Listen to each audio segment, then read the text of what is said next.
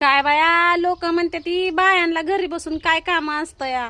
तुम्हाला काय माहिती बायांना किती काम असतं या. बाई किती जरी शाळा शिकली आणि किती जरी अडाणी असली ना, तर तिला काय नाही, आपलं जसं घर आहे ना तसं राहावं लागतं या.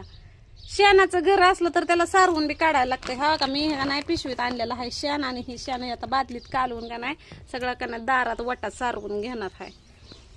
घरातलं झालं की दारातलं, दारातलं झालं की घरातलं, घरातलं झालं की लेकरांचं, लेकरांचं झालं की नवऱ्याची सगळी कामं बायांना पार पाडायला लागतात. तरी लोक म्हणतात की बायांना काय काम असतं या. बायांना कसं काम नसतं या. बायांना काय कामच नसतं तर लोक वाजवत गाजवत बायको घरी घेऊन आलं असतं का लगीन लावून? नसतं आलं. अहो, ज्या घरामध्ये बाई नसती ना त्या घराला बघू सुद्धा वाटत नाही. पण मी म्हणत नाही सगळंच घर तसे असते, आणि काय काय गड्या माणसांना सवय असती या घर नीटनेटकं ठेवायचं, घरातली कामं करायची. पण काय काय उंडगी माणसं असतात ना, त्यांना काय उकिंडरा असला तरी तसल्या उकिंडरात बसतेली, खातेली, पेतेली, जातेली.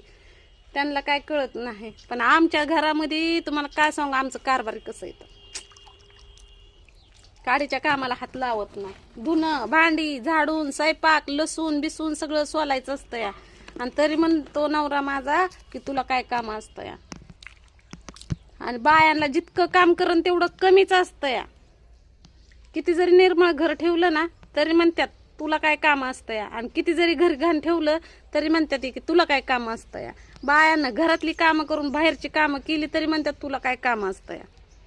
आणि गड्यांना काय आयता डबा उचलायचा आणि कामाला तुरु तुरु जायचं आणि तुरु तुरु यायचं, आणि तरी थकून जातोय नवरा. आणि घरात बसलेली बाई थकत नाही का? थकती का नाही तेवढं सांगा कमेंट मध्ये. किती बायांच्या जीवाला कार आहे. किती बाया सारवून, आता सारवून कसं घ्यायचं ते तुम्हाला मी सांगते. हा काय, बादलीत शेण कालवायचं आणि फरा फरा फरा फरा किरसुनीने वरबाडायचं. आता घर सारवायचं असतं तर हातानंच सारवावं लागलं असतं, पण घरामध्ये टाकली मी फरशी. तर चला, व्हिडिओ आवडला असला तर कमेंट करा, लाईक करा आणि शेअर करा. बाय.